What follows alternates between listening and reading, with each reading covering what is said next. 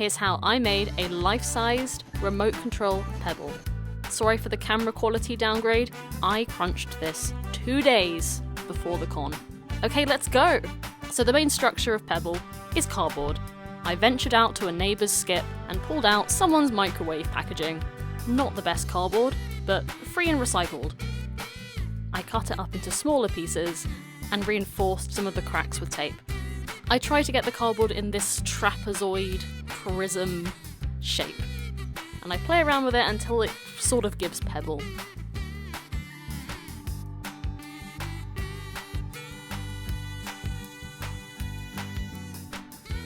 At this point I realise it's a bit too square still, so I extend out the back a little bit and add some softer edges at the front. And this is the shape that I ended up with, reinforced on the inside with more tape. For the tail I made 2 of these half hexagon shapes and 3D'd it.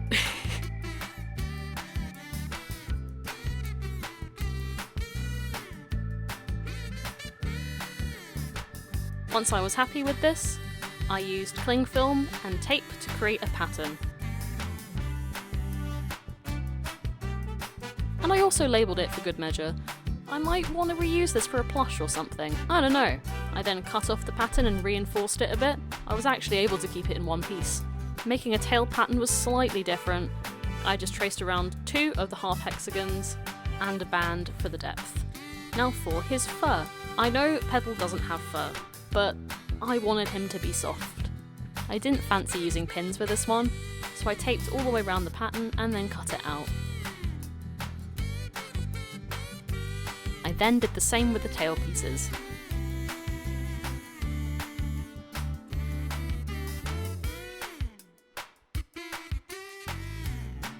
This was a crunch, so no sewing, hot glue only.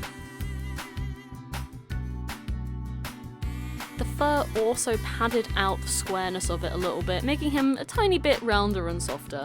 It also means you can't really tell where the seams are. And then again, I hot glued down the tail fur.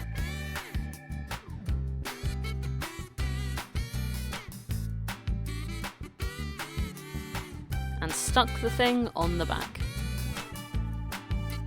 For his little details, I drew a flower stencil. I cut it out with about 1 centimetre of space.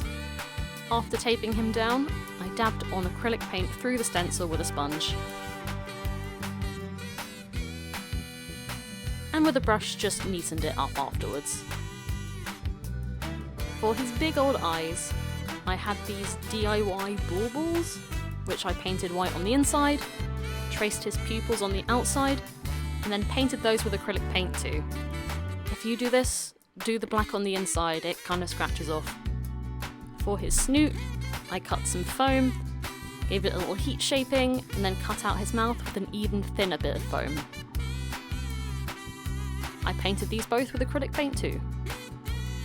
Now I am sticking on his silly face.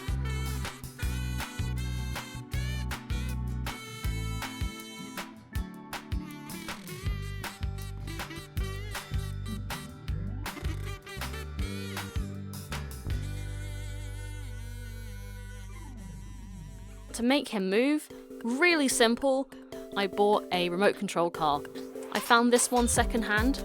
This was absolutely perfect, and it has this strange controller. I did take off some of the decorative plating. It took a little bit extra weight off. So Pebble doesn't touch the ground. I put in these cardboard structures and hot glued the whole thing down. He's super sturdy, charged up, and he is ready to go. Places can be quite strict about remote control toys. This was just about allowed in certain places.